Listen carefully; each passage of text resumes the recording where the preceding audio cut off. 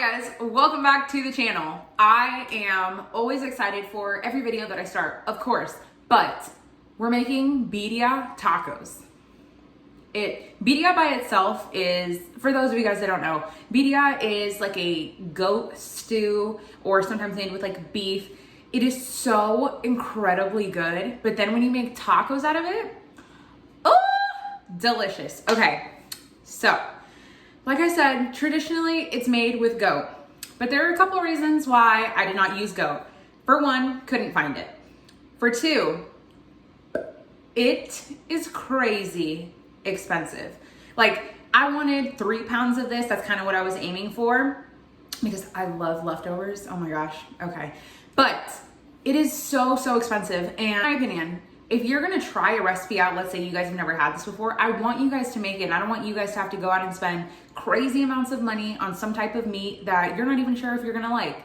So we're using a chuck roast here. This is also like stew meat. This is just in like a big lump. I don't recommend buying it pre-cut because they charge you like a couple dollars extra. So save yourself some money and just get the whole piece. And for this recipe, you're gonna want it in like a whole piece. This is 2.3 pounds and it was $10.74.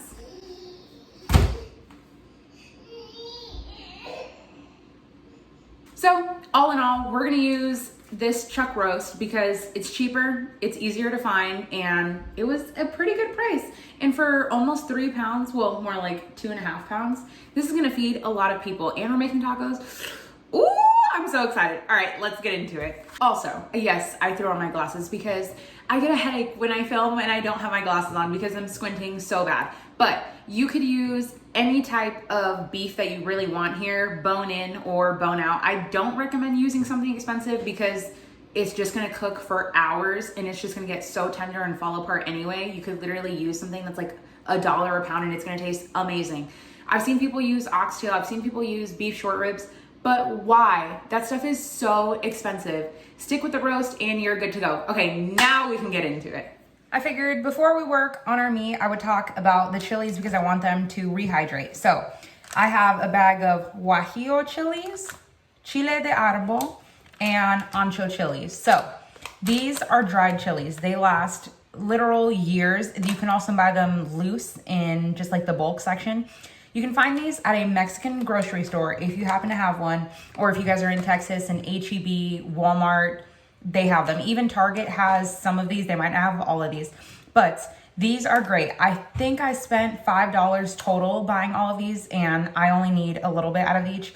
So it's gonna be great. But before we can use these, we have to take the stems and the seeds out. So we need 5 guajillo chilies. So 1, 2, 3, 4, 5. Now, I just like to rip off the top. And they kind of just really fall out. But of course, we will open them up just to make sure we got the majority of them. And they feel almost leathery. They're not like dry, papery, and cracky, but they just feel kind of leathery. Now, after about like 5 minutes, I have all of these seeds taken out and the stems, and I ripped them open just so that I could make sure that the majority of the seeds were out. And I also need 5 ancho chilies. Oh, look at that. There's only 2 left in there. Okay, and now we're gonna take the seeds out of these too. Okay, these chilies are a little bit thicker, so I'm just gonna take some scissors and just go up with that and then to shake them out. So as I'm thinking about this, I wanted to let you guys know that these, just because we're using chilies, does not mean that this is gonna be spicy. These are so minuscule in the dish. Like they pack a big flavor, but they're not for heat. There's not gonna be any spice here. You're not gonna eat this and start sweating. This is purely just for flavor. And with the seeds as well, you could throw these in your garden, throw them just outside, and probably a tree will, or a bush, whatever, you'll probably start growing these peppers. I know that's what I'm gonna do. Okay, I'm gonna work on the rest of these. And the last pepper we need are the árbol ones. I only need 2 of these. They are so small. You know, they have these in the bulk section and I was gonna buy them that way, but then I started thinking about it and I'm like, I don't know whose hands were in there. And I mean, I only needed 2 of them, but you know. So now in a small little stock pot here to rehydrate the chilies, I have 2 cups of chicken broth. You could use water or beef broth. No chopping or anything necessary. Okay, I knew I was gonna need more liquid. So we're gonna add 2 more cups of some broth.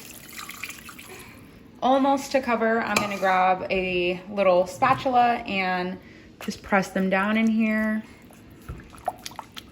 And we're gonna wanna let this sit for about 15 minutes, stirring maybe every 5, just to make sure everything is nicely covered. If you wanna add some more liquid, you can as well. All right, now we can work on the meat. So onto our beef. Like I said, we have a 2.3 pound chuck roast.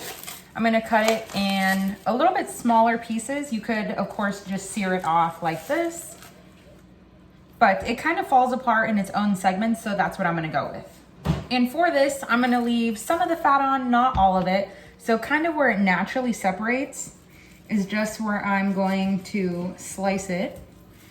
They do not have to be super even or super perfect. Okay, and go along this part. Sorry, we are sliding all over the place. And just cut off this big piece of fat because that is not gonna render down.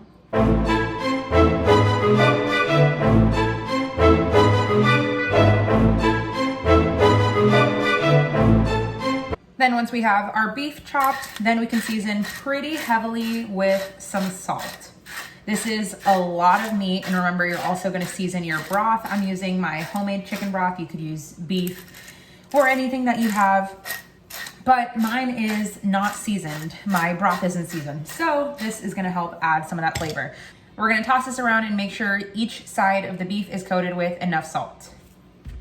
So now I have my nice stock pot heating up over high. I'm gonna add in just some regular old vegetable oil. You don't wanna use olive oil for this because we're gonna sear it so high that it might end up burning and just tasting really bad. So vegetable oil, canola oil, avocado, whatever you have, use that.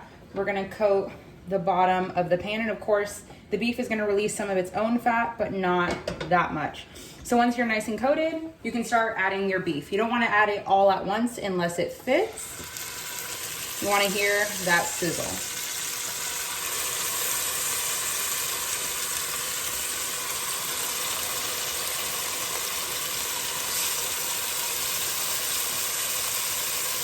Okay, that looks pretty good. I have 4 pieces in here. Now we're gonna get it nice and brown and crusty on each side, probably 4 minutes. I don't know if you guys are gonna be able to hear me over that sizzling beef, but our chilies have reheated nicely, so I'm gonna turn the heat off. Then we're gonna transfer this to a blender to blend it up. I added my splatter guard so we wouldn't get messy here. Now let's see where we're at. Okay, this is exactly what you are looking for. Perfect crust, caramelization. Ooh! Then once your beef is seared pretty nicely on each side, we can put it on a plate to the side to allow it to rest. It helps kind of letting them stand up and just get color everywhere. Okay, now we can add in our last 2 pieces. I added everything to the blender, and now we can blend this up until it looks like a strawberry red smoothie. All right, our sauce is nicely blended. Now I know, I definitely told you a strawberry red, but my chilies were pretty dark, so it looks like pudding, but it's gonna be really good. All right, so our beef is still here cooking, and we're gonna give that a flip, and then we should be ready to start on the rest of everything. Once our beef's done, now I'm gonna add 1 large diced onion to this, and this is gonna help pick up all of this beautiful color on the bottom. If you need to add some oil, you can. Depending on how fatty your beef was, you might have enough oil. Yeah, probably gonna add some oil to this, but we're gonna let this cook down for about 10 minutes until it picks up the color and it's soft. Now to our onions, I'm gonna add a heaping tablespoon of some tomato paste.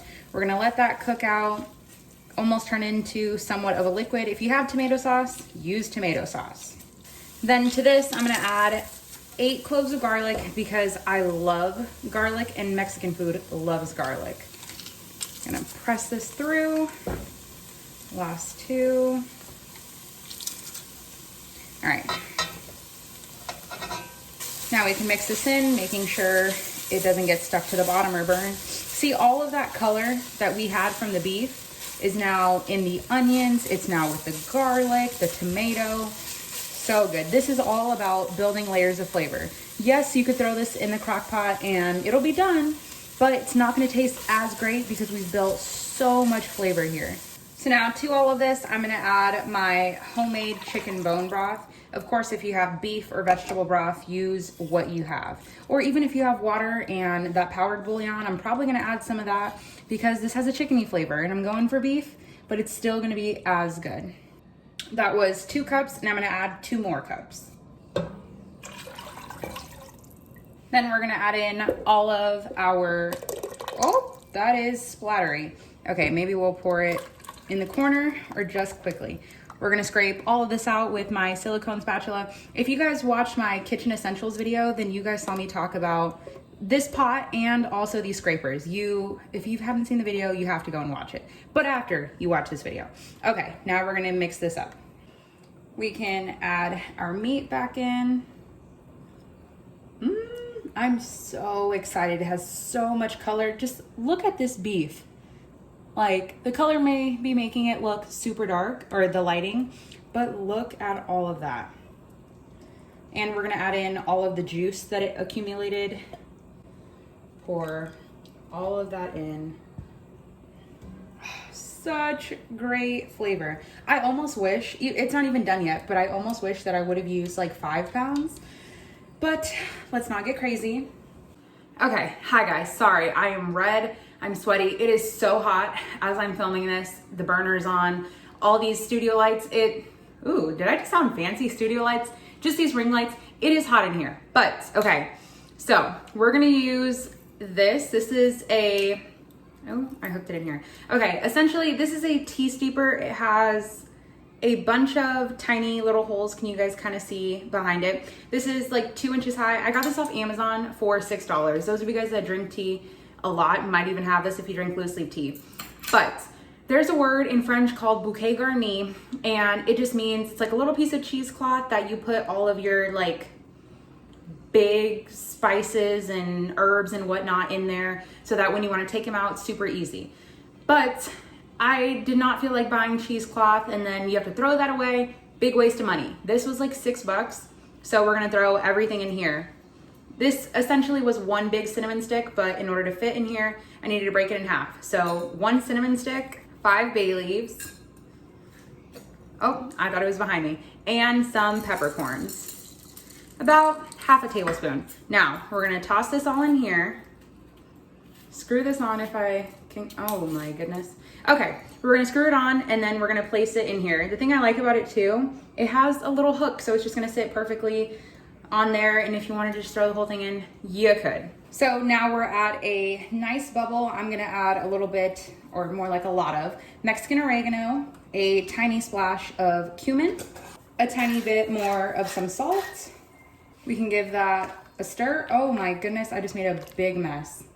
Okay, we're gonna give that a stir. Then we can add in our aromatics here. Try to get that to sink in. Clip that on the side. This is hot, hot, hot, so we're just gonna put that in there. Once the liquid goes in there, it'll kind of stay down. So now we're gonna reduce the heat down to low, about a 1 to a 2, and we're gonna add our lid and check on it in an hour and a half. It's been about 45 minutes. Just wanted to let you guys know this fully sunk in because it absorbed all of that liquid. Look at that. Still has a long time to cook, and we'll come back to it. It's been an hour and a half. Now the lid is gonna be super hot, so we're just gonna take it off, tip off that little bit of water, and see where we're at. See, this got fully submerged. Smells so good. So now I'm gonna come in here with a fork and just see where our beef is at.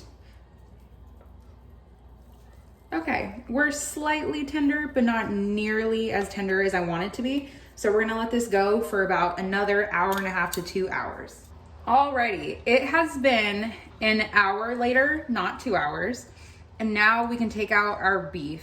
It's still holding together, but look at this, it's literally just squeezing apart. I have a big bowl, and I'm just gonna put that and allow it to cool for a little bit so it's easy enough to shred, but I'm still not gonna be using my fingers. I'm gonna use a fork because this is hot. Look at that, it's literally just shredding apart. Take out all of the pieces here. It's okay if you have some of the juice, it's all gonna get tossed back in anyway. Once you have the beef out, then you can turn your flame off just so everything can kind of cool down a little bit. And then I like to go in with a spoon, give it a mix, and taste the broth. So this is kind of gonna be your final product here, so you're gonna wanna add either more salt, pepper, onion, garlic, whatever you have, add whatever. Okay, I hope this is a good enough angle so you guys can see all of this. This is our juice of the beef here. I shredded the beef. We're gonna leave these apart. If you wanted to just have this like just birria and no birria tacos, you could throw the meat back in here and top it with so many different things. But, so with our meat aside, I have my cast iron skillet. I keep referencing back into like my kitchen essentials video, but a cast iron skillet is key for this, like absolute key. The tortillas I'm gonna use are the Mission white corn tortillas. Okay, Roman's really excited for these. We're gonna use the white corn tortillas, as many as your heart desires for this. Now, could you use flour? Yes, but it's going to be more gummy than crisp, and we're kind of going for crispness here. So, and yes, there is like some condensation on here because I keep mine in the refrigerator. That is the best way to store tortillas. So this is like raw and not good. So trust me, do not pop these out of the fridge and do all of this without cooking it. You want to cook this.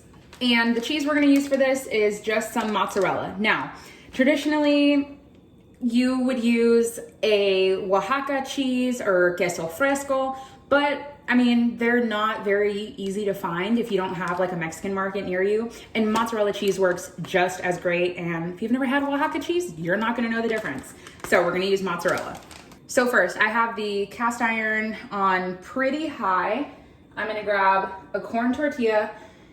Now, you're kind of gonna wanna grab it by the middle and we're gonna dip it in here. That is so hot. Okay, we're gonna dip it, make sure we get the corners too. And no oil, no fat, no butter. Throw it into our cast iron. That is immediately what you're gonna wanna hear.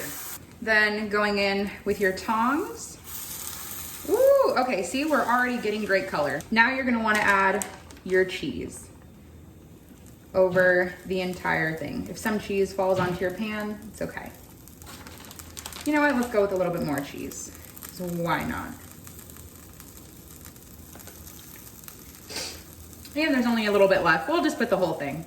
We're gonna check for color on the bottom here. Ooh, okay, it is nice. Then of course, it is not a recipe of mine if there is no cilantro in here.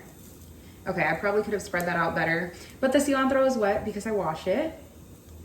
Okay, that should be good. Then we can add our meat. Meat is probably still gonna be pretty hot. Ooh, okay, we're loading it up here. And of course you wanna add your meat only on one side because you're gonna do this.